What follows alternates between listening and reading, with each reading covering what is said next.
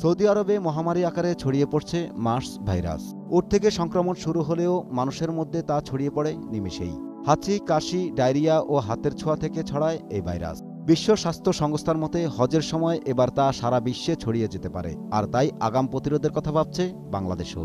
পৃথিবীর মোট 21টা দেশে এটা দেখা দিচ্ছে। যেহেতু এখন পর্যন্ত এটা জানা যাচ্ছে না, কোত্থেকে স্পষ্ট করে বোঝা যাচ্ছে না, তো সেই জন্য কিছুটা সমস্যা আছে। তবে আমাদের যে সাবধানতা অবলম্বন করা প্রয়োজন, আমরা যেটা দেখছি যে সাধারণত এটা ছড়াচ্ছে উট থেকে মানুষে, মানুষ থেকে মানুষে। আমাদের যে হেলথ মেসেজগুলি আছে আমরা এগুলি এখন রিভাইজ করতেছি এখন এই মুহূর্তে।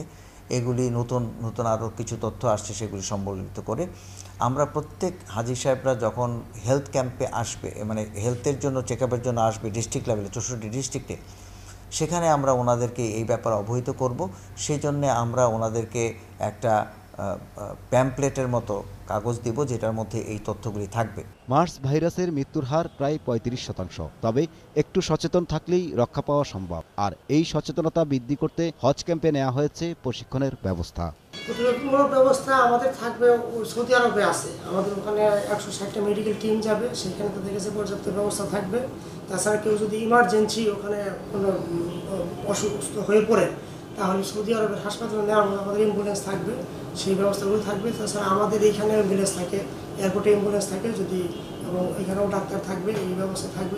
স্বাস্থ্য প্রতিমন্ত্রীর দাবি, প্রতিটি জেলায় সিভিল সার্জন সহ সারা দেশে প্রায় 30,000 স্বাস্থ্যকর্মীকে প্রশিক্ষণের মাধ্যমে প্রস্তুত রাখা হয়েছে।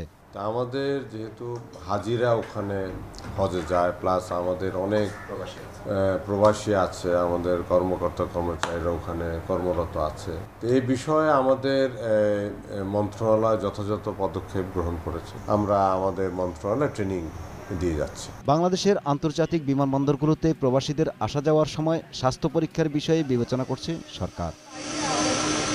ফারুক হোসেন, 21 টেলিভিশন, ঢাকা।